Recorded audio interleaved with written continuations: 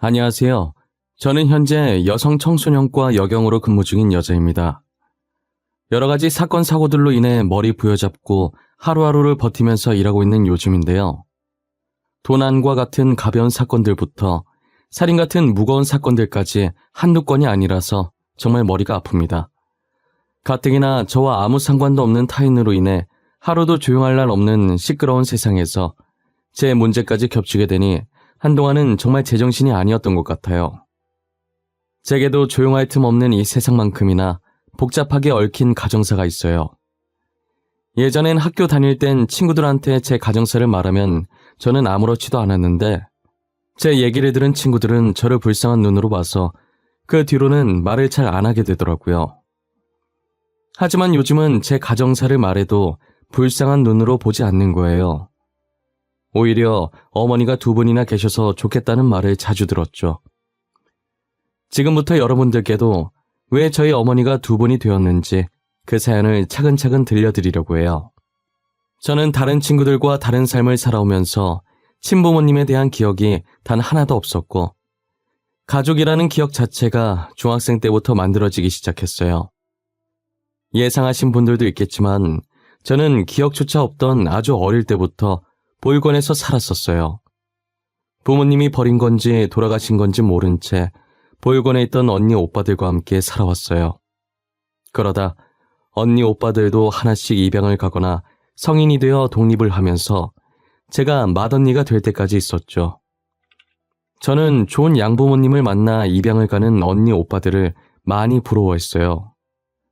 사실 저도 8살 땐가 9살 때쯤 다른 집에 입양을 한번 갈 뻔했었다가 양부모님이 저를 데리고 가기도 전에 파양을 당하는 바람에 다시 무산된 적이 있었어요. 불임인 줄 알고 저를 입양하려고 했는데 뱃속에 아이가 있었다고 하더라고요. 어린 나이였지만 이번 생은 부모가 없는 생이구나 라고 생각하면서 일찍부터 체념을 했던 것 같아요.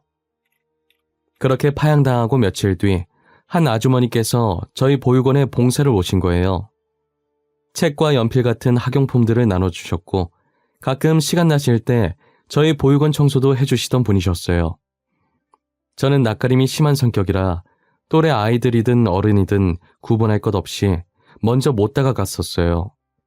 친해지면 활발해지지만 사람을 못 믿어서 친해지는 데까지 시간이 꽤나 많이 걸리는 편이에요. 처음 그 아주머니를 봤을 때도 구석에 박혀서 눈치만 보고 있었죠. 아주머니는 제게 다가와 계속해서 말 걸어주시는데 이상하게 그 아주머니와 있으면 하나도 안 어색하고 심지어 편하다라는 생각까지 들 정도로 친근하신 분이셨어요. 매주 봉사를 오시면서 가끔 저만 따로 조용히 부르시더니 자신의 품에 숨겨둔 맛있는 걸 주시곤 했어요. 자기 딸같이 느껴진다면서 늘 저한테만 맛있는 간식이나 이쁘고 좋은 것들을 종종 주셨죠. 아주머니는 제가 자기 딸인 것처럼 정말 잘 챙겨주셨어요. 그래서 종종 학교에 있었던 일이나 보육원 언니 오빠들이랑 행복했던 추억들을 아주머니께 말하면서 같이 울고 웃고 했던 것 같아요. 저는 이야기 나누는 것이 좋아서 매주 아주머니 오는 시간만 기다렸어요. 그러다 중학생이 된 지 얼마 안 되었을 때 아주머니와 이별을 하게 된 거예요. 여느 때처럼 아주머니를 기다리고 있었는데 보육원 원장님께서 저를 부르시더라고요. 원장님은 한 손엔 제 가방을 들고 다른 한 손으론 제 손을 잡으며 원장실로 향했어요. 원장실 문이 열리고 처음 보는 아주머니 아저씨가 활짝 웃으면서 저를 반겨주시더라고요. 앞으로 저의 어머니 아버지가 되어주실 분이라고 소개하면서요. 저는 낯선 그분들과 함께 차에 올라탔고 어느 한 으리으리한 주택가에 들어설 때쯤 차가 멈추더니 제가 타고 있던 쪽 문이 열리면서 새아버지가 저를 안아 올리고 집으로 들어가더라고요. 저희가 대문에 가까워졌을 때 정장 입은 남자가 한 명 나오더니 아버지 차에 타서 주차를 하셨어요. 어린 제가 봐도 단번에 알 수 있을 만큼 저희 양부모님들은 상당한 부자였어요. 집으로 들어가는 거리가 꽤 되는데 대문과 집 사이의 정원도 이쁘게 가꿔 있었고 귀여운 강아지 한 마리도 예쁘게 가꿔진 정원을 이리저리 뛰어다니고 있었어요. 강아지도 제가 새 식구라는 걸 알았는지 저를 안고 있는 아버지 곁을 맴돌면서 꼬리를 흔들고 있었어요. 아버지는 웃으면서 저를 내려놓았고 강아지는 저랑 놀고 싶어서 제 얼굴을 마구 핥았어요. 얘 이름은 또리야. 또리 안녕 해봐. 간식 주면 개인기도 할 수 있어. 나중에 간식 줘보자. 그리고 여기는 이제부터 수영이가 우리랑 함께 지낼 곳이야. 나는 아빠, 뒤에 오고 있는 사람은 엄마. 여보, 애 적응할 시간부터 줘야 할 것 같아. 지금 표정 봐, 겁먹었잖아. 우리 밥부터 먹을까? 수영이 갑자기 이렇게 다른지 보니까 무섭지? 차차 적응될 거야. 앞으로 우리 잘 지내보자. 양부모님은 서로 사이도 되게 좋고 제게도 친딸처럼 잘해주시는 분들이었어요. 이렇게 성격도 좋고 가진 것도 많은 분들이 왜 저 같은 아이를 입양했을까 했는데 그분들이 유일하게 가지지 못한 것이 바로 아이라고 하셨어요. 새어머니께서 아무리 노력해도 몇 년 동안 임신이 안 되길래 혹시나 하는 마음에 검사를 받아봤는데 우려하던 대로 자궁 쪽에 문제 있어서 수술 후 불임 판정을 받았다고 하시더라고요. 원래는 양부모님께서 저보다 한참 어린아이를 입양하려는 계획이 있었대요. 그래서 볼건을 쭉 둘러보면서 아이들을 지켜봤는데 저를 보고 이상하게 마음이 끌렸다고 하더라고요. 본인들도 왜 끌렸는지 이유는 모르고 그냥 저한테 마음이 갔대요. 어머니께서 너무 완강하게 저를 데리고 오겠다고 하시는 바람에 아버지도 어머니 의견을 따르셨대요. 그렇게 저는 양부모님의 사랑을 듬뿍 받으면서 자랐어요. 아까 말했듯 낯가림이 심한 성격이라 제가 마음을 열 때까지 가만히 기다려 주셨어요. 엄마, 아빠라고 말이 선뜻 나오지 않아 한동안은 계속 아줌마, 아저씨라고 불렀는데도 왜 자신들한테 엄마, 아빠라고 안 부르냐고 화를 내지도 않으셨죠. 제가 새로운 곳에 적응을 할 수 있게 아무 말 없이 계속 저를 기다려 주셨어요. 어느 정도 적응하고 제가 처음으로 양부모님께 엄마, 아빠라고 불렀을 때의 부모님 표정을 저는 아직도 어제 일처럼 생생하고 절대 잊지 못해요. 두 분 다 분명 웃고 있는데 눈에는 눈물이 그렁그렁 맺혀 있었어요. 믿기지 않는다는 듯 계속 보다가 고맙다면서 저를 꼭 안아주셨죠. 엄마, 아빠, 늦었지만 저를 입양해 주셔서 감사해요. 이 말 언제가 되든 꼭 해드리고 싶었어요. 엄마, 아빠 덕분에 요즘 제가 너무 행복한 하루를 보내는 것 같아요. 정말 감사해요. 여보. 지금 수영이가 우리 보고 엄마, 아빠라고 한 거지? 나 믿기지가 않아. 이거 꿈은 아니지? 수영아, 다시 한 번만 불러주겠니? 엄마, 아빠라고 말이야. 애 민망하게 뭐하러 그런 걸 시켜. 이제 앞으로 계속 엄마, 아빠라고 부를 텐데. 진짜 가만 보면 당신이랑 나랑 성격이 너무 바뀌었어. 당신 성격 너무 감성적이야. 솔직히 당신도 좋잖아. 언제쯤 엄마, 아빠라고 불러줄까 하면서 매일 손꼽아 기다려놓고 센 척은. 이제 수영이한테 아빠라는 소리 들었으니 나 이제 여한이 없어. 벌써 죽게? 젊은 나이에 안타깝네. 나는 수영이랑 행복하게 오래오래 살 건데. 부모님께서 울랑말랑한 표정을 지으실 땐 어떤 반응을 보여야 할지 몰라서 우물쭈물거렸는데 이렇게 금세 평소처럼 돌아가 장난치는 모습을 보니 웃기고 귀여워서 몰래 피식하고 있었어요. 저희 부모님은 늘 고등학생처럼 이런 식으로 유치하게 투닥거리면서 재미나게 사셨어요. 매번 어머니께 일방적으로 당하는 건 마음 여린 아버지지만요. 저희 부모님은 제 말이라면 꿈뻑 넘어가시는 분들이세요. 간혹 혼자서 뭐가 먹고 싶다고 조용히 중얼거리면 둘 중 한 분이 벌떡 일어나서 사오고 나셨죠. 제가 괜찮다고 말리기도 전에 겉옷을 입고 나가버리실 정도로 제 일이라면 누구보다 빠르게 나서세요. 아무래도 부모님께서 돈이 많으시니 제가 하고 싶다는 게 있다면 무조건 다 해주셨어요. 처음 가져본 부모님의 처음 받아보는 지원이다 보니 하고 싶은 것들이 많더라고요. 발레가 하고 싶다고 하면 발레학원에 등록해주고, 요리하고 싶다고 하면 요리학원에 등록해주고, 제가 며칠 만에 질려서 안 가겠다고 해도 쓴소리 하지 않으시고 이것저것 다 해보라고 하셨어요. 한 번에 적성 찾는 사람 잘 없다고, 원래 적성은 하고 싶었던 것들 다 해본 뒤에 찾는 거라고 하시면서요. 빈말로 연예인 되고 싶다고 하면 소속사 리스트 쫙 뽑아서 오디션 스케줄까지 다 알아보실 정도였어요. 하고 싶은 걸 하고 살아야 나중에 후회가 없는 법이라며 제게 아낌없이 지원해 주셨죠. 꿈을 찾아 이리저리 옮겨다니며 여러 가지 경험을 해왔던 저는 최종적인 꿈으로 어머니가 멋있다고 했던 경찰로 결정하게 되었어요. 제가 다행히 공부를 잘했어서 무리 없이 명문대에 갈 수 있었고, 졸업 후 1년 반 만에 경찰 시험까지 합격해서 정식으로 경찰 생활을 하기 시작했어요. 제가 아무래도 여자이다 보니 경찰 공부를 하면서 자연스럽게 여성 관련 범죄에 관심이 많아졌어요.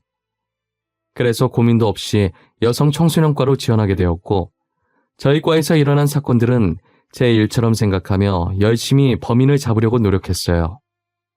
피해자분들이 얼른 편히 발 뻗고 주무실 수 있게 제가 야근을 하기 일쑤였죠.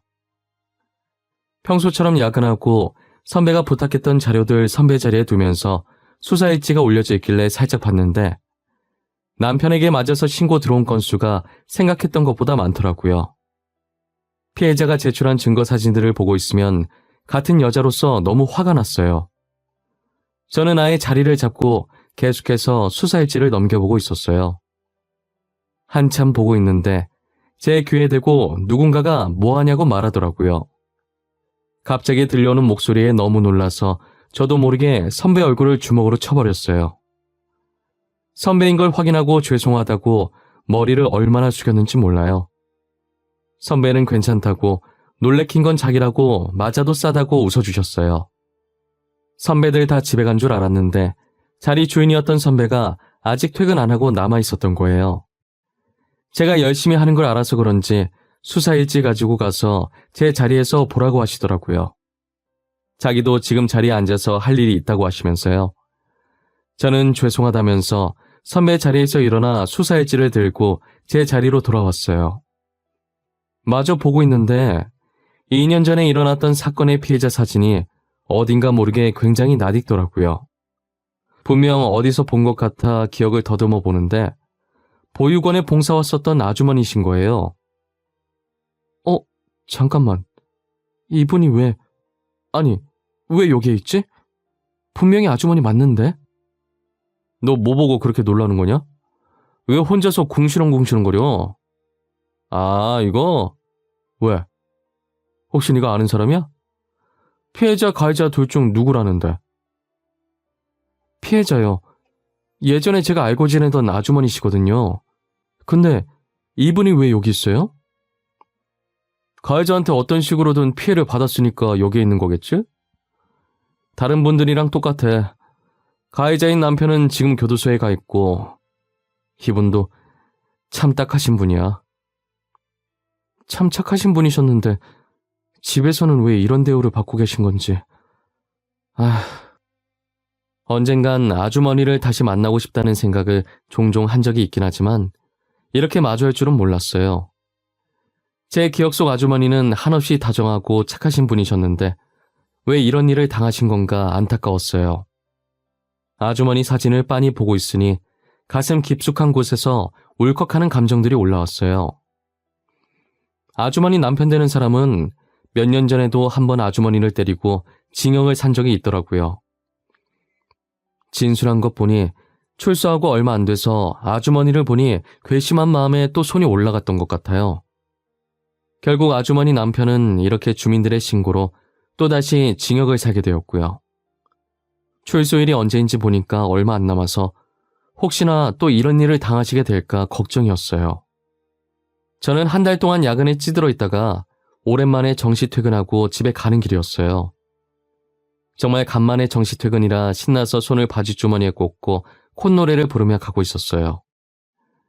사람 구경하고 차 구경하면서 천천히 걷다가 길 건너려고 신호를 기다리고 있었는데 제 반대편에서 아저씨가 갑자기 어떤 아주머니께 달려가더니 퍽치기를 하고 튀어버린 거예요.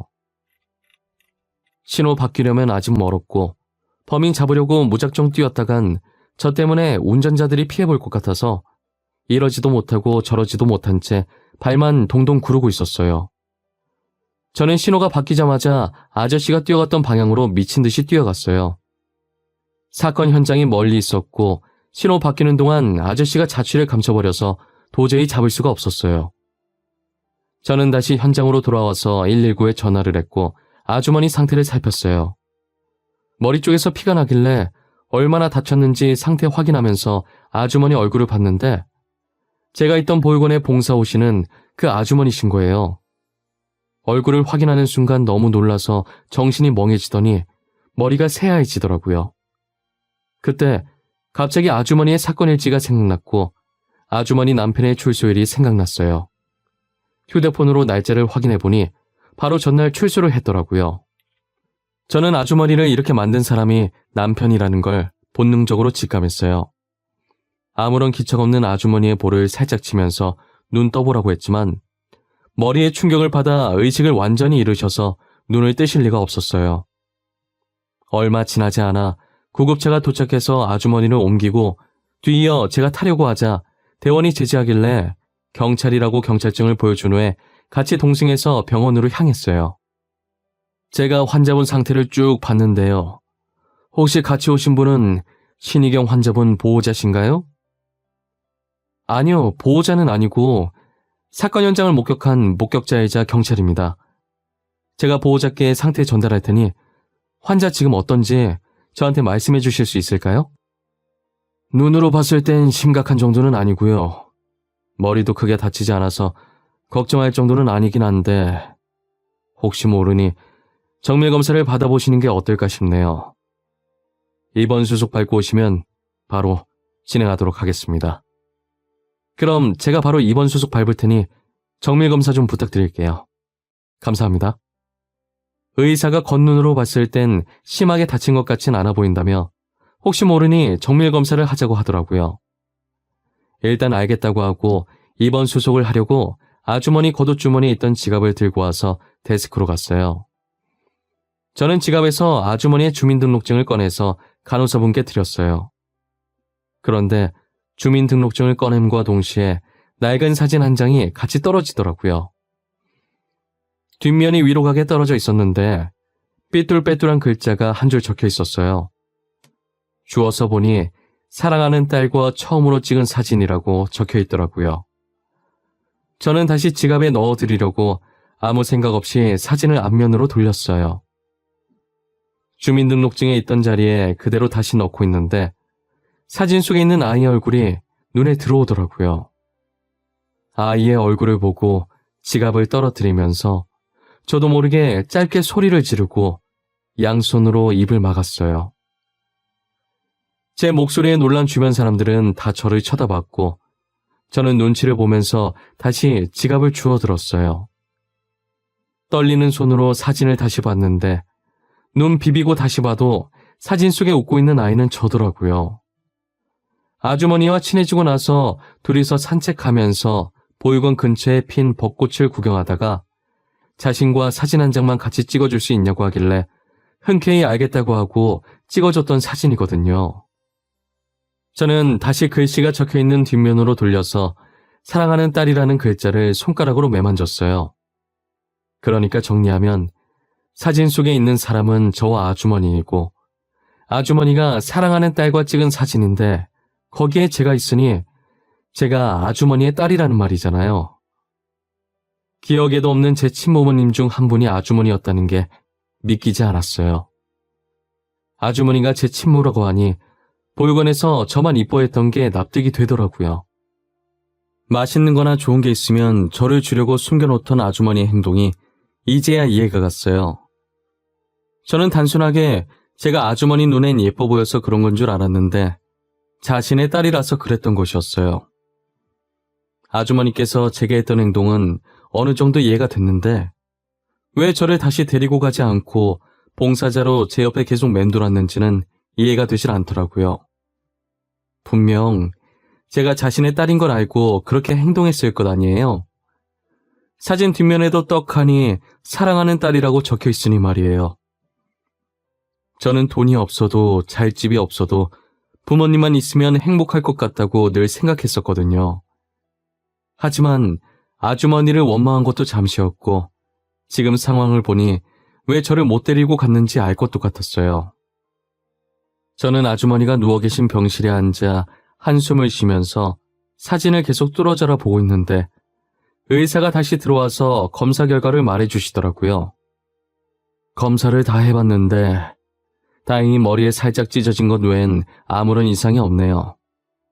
아마 곧 있으면 의식을 차리실 겁니다. 그래도 혹시 모르니 며칠 입원하면서 경과를 지켜보도록 하죠. 진짜 아무런 이상이 없는 건가요? 감사합니다. 정말 감사합니다. 아주머니, 일어나 보세요. 언제까지 주무실 거예요? 걱정되게. 아주머니. 수영아, 우리 수영이 평소엔 꿈에 나오라고 해도 잘 안 나오더니 엄마 아프니까 이렇게 꿈에 나온 거야? 우리 딸 때문이라도 정신 차려야겠네. 아주머니는 의사가 나가고 얼마 안 지나서 바로 눈을 뜨셨고 바로 저를 알아보시더라고요. 살이 많이 빠져서 그때랑 얼굴이 조금 바뀌었는데도 핏줄이라 그런지 한 번에 알아보셨어요. 아직은 정신이 완전히 돌아온 게 아니라서 꿈인 줄만 알고 계시더라고요. 힘이 없어서 제대로 들지도 못하는 팔을 뻗어서 제 얼굴을 매만지며 딸이라고 말하는 거예요. 그러더니 다시 눈을 감으시는데 이상한 감정이 들어서 그대로 병실을 나와버렸어요. 자판기에 음료수를 하나 뽑아들고 복도 의자에 앉아 머리를 벽에 기대 천장만 빤히 바라보고 있었어요. 나를 이뻐해주던 아주머니를 이런 상황에 다시 만난 것도 당황스러운데 게다가 그분이 제 친어머니라니 머릿속이 너무 복잡했어요. 저는 음료수를 비우고 차마 아주머니 병실에 다시 들어가지 못하고 곧장 집으로 갔어요. 그날 잠을 어떻게 잤는지도 모를 정도로 한참을 설치다가 겨우 잠들었어요. 음료수를 한 박스 사들고 다시 아주머니 병실을 찾았어요. 제가 경찰이 된 이후로 뭐든 확실하게 하고 넘어가야 하는 성격으로 바뀌어버려서 아주머니께 직접 사실을 확인받고 싶었어요. 아주머니는 완전히 정신을 차린 상태였고 병실 문을 열고 들어오는 저를 보고 엄청 반가워하시더라고요. 당연히 자신의 딸이 아닌 보육원에 있던 아이로 대하셨어요. 어머, 수영이 아니야? 이게 얼마만이야? 살 엄청 빠졌네? 못 알아볼 뻔했어. 근데 여긴 어쩐 일이야? 내가 여기 있는 건 어떻게 알았어? 아주머니 사고 난 거 제가 목격했어요. 아주머니를 여기까지 모시고 온 것도 저고요. 몸은 괜찮으세요? 어디 불편한 곳은 없으시고요? 아, 수영이가 나 여기까지 데리고 온 거야? 너무 고맙네. 어떻게 은혜를 갚아야 할지. 몸은 괜찮아. 찢어진 부위만 살짝 아픈 거 말곤 다 괜찮아. 아, 다행이네요. 아주머니. 제가 아주머니께 한 가지 여쭤볼 게 하나 있는데요. 혹시 실례가 안 된다면 여쭤봐도 괜찮을까요? 그럼 괜찮지. 무슨 일인데 그래? 심각한 거야? 표정이 되게 비장해 보이네. 아주머니가 제 친엄마라는 거 알고 있어요. 어제 알긴 했지만요. 이게 진짜인지 확인받고 싶어서요. 진짜 아주머니께서 제 친엄마세요? 제 말에 아주머니의 웃던 얼굴이 점점 굳어져갔고 눈동자가 흔들리기 시작했어요. 아주머니는 입을 열 듯 말 듯 하면서 말하기 망설이고 있다는 게 제 눈에 보이더라고요. 저는 말하기 힘드시면 억지로 말할 필요 없다고 하면서 가지고 온 음료를 냉장고에 넣었어요. 마지막 음료수를 넣고 있는데 결심을 하신 건지 다 말해주겠다고 하시더라고요. 아주머니께서는 숨을 한번 크게 들이마시더니 입을 떼시더라고요. 21살의 젊은 나이에 첫 연애를 하고 첫 남자친구와 사고를 쳐서 저를 가졌다고 하시는 거예요. 친부라는 사람은 아주머니께서 자신의 아이를 임신했다는 소식에 유학을 떠나버렸고, 이미 아주머니는 배가 조금 나와 있는 상태라 수술이 힘들어서 하는 수 없이 낳기로 결정하셨대요. 친부 집안이 잘 사는 집안이라 저를 지켜줄 수 있을 줄 알았는데 유학 핑계로 도망을 가버린 거죠. 아주머니 집안은 가난해서 혼자서는 아이를 키울 능력이 없었고, 그렇다고 딱히 다른 방법이 있는 게 아니니 어쩔 수 없이 저를 보육원에 맡겼다고 하더라고요. 형편이 나아지면 저를 다시 데리고 가려고 했는데 형편이 나아질 기미가 보이지 않았고, 계속 제자리 걸음이어서 봉사를 핑계로 제 옆을 서성거렸다고 하셨어요. 보육원에 봉사하러 다닌 지 1년 정도 됐을 때 나이가 좀 있는 사람과 결혼하게 되었는데, 매일같이 술을 마시고 난폭하게 굴었다고 하더라고요. 그래서 저를 데리고 와봤자 저도 같이 힘들어질 것 같아서 데리고 오는 것을 포기했던 거죠. 그렇게 옆에서 지켜볼 수 있는 것만으로도 감사하다 생각했다고 하더라고요. 그러다 제가 지금의 양부모님 집에 입양을 가는 바람에 또 헤어지게 된 거죠. 아주머니는 그동안 있었던 일들을 말씀하시면서 많이 우셨어요. 저는 아주머니께 모든 사실을 듣고 나면 그래도 속이 좀 풀릴 줄 알았는데 더 복잡해졌죠. 현재 저는 이미 낳아주시진 않았지만 키워주신 부모님이 계시니 당장 어떻게 할 수 있는 것도 없고 아주머니를 달래는 것밖에 할 수 있는 게 없었어요. 아주머니가 울다 지쳐 주무시는 걸 확인하고 병실을 빠져나왔어요. 혼자서 감당할 수 없을 것 같아 양부모님께 말씀드려야겠다고 판단했어요. 저는 아주머니를 만난 것과 아주머니께 들었던 이야기들을 전부 양부모님께 말씀드렸죠. 수영아, 네가 결정하기 힘들어서 우리한테 왔을 거 알아. 낳아준 어머니도 키워준 부모님도 둘 다 너무 소중하겠지. 우린 너에게 누구 하나 선택하라고 강요하지 않을 거야. 어찌됐건 둘 다 너의 부모님이 아니니 너가 선택하지 못한다고 해도 전혀 상관없어. 우리 세 명을 모두 너의 부모님이라고 생각하면 되는 거야. 복잡하게 생각할 것 없어. 너가 친어머니께 가겠다고 해도 말리지 않을 것이고, 너가 만약 친어머니를 따라간다고 한들 우리가 너의 부모님인 것도 변함없어. 냉정하게 들릴지 모르겠지만 저는 엄마 아빠와 더 정이 많이 들었고, 엄마 아빠 말고 다른 분을 부모님이라고 생각한 적이 없어요. 지금도 마찬가지고요. 애초에 저를 버렸던 분이니까요. 버렸다고 말하면 안 돼. 어머니도 어쩔 수 없이 그랬던 거잖니. 그런 말하면 안 되는 거야. 그리고 지금 어머니 집에 돌아가 봤자 똑같이 당할 것 같은데 우리 집으로 모시는 게 어떠니? 그래, 어머니 우리 집으로 모시는 게 낫겠다. 퇴원했다가 또 당하면 어떡해. 저희 부모님은 남는 방 있다고 선뜻 어머니를 모시고 오라고 하시더라고요. 친어머니와는 남인 부모님도 이렇게 마음을 쓰시는데 제가 너무 어리석었다고 생각했어요. 제가 눈물을 흘리니까 이렇게 이쁜 딸 낳아줘서 고맙다는 답례를 하면서 울지 말라고 하더라고요. 태어나게 되면 꼭 집으로 데리고 오라고 신신당부를 하셨어요. 그리고 저는 부모님 말처럼 친어머니를 퇴원시키고 저희 집으로 데리고 왔어요. 친어머니는 못 들어가겠다고 입구에서 버티고 계셨고, 양어머니께서 들어와도 괜찮다며 친어머니 팔을 잡고 끌어서 억지로 데리고 왔어요. 현관에서 신발도 못 벗고 안절부절 못하며 서 있자 양어머니는 그런 친어머니를 보고 따스히 안아주면서 그동안 고생 많았다고 이제 짐 덜어놓으시라고 하셨어요. 양어머니의 말에 친어머니는 눈물을 흘리셨고 친어머니 우는 소리에 양어머니도 같이 우셨어요. 앞으로는 이곳에서 계속 지내시라고 집에 다시 가실 필요 없다고 하셨죠. 친어머니가 양어머니를 품에 떼어내고 무슨 소리 내는 듯 쳐다보니 양어머니가 살짝 웃으시더라고요. 앞으로 여기서 저희랑 같이 지내면 돼요. 조만간 이혼 처리되실 거예요. 그리고 그 나쁜 놈 숨어서 못 잡고 있다면서요. 그놈 어디 있는지 저희 남편이 찾았어요. 곧 잡힐 거예요. 아니, 어떡해. 너무 감사해서 어떡해요. 이 은혜를 어떻게 갚아야 할지. 이미 충분히 갚으셨어요. 저희 이쁜 딸 낳아주신 것만으로도 너무 감사하죠.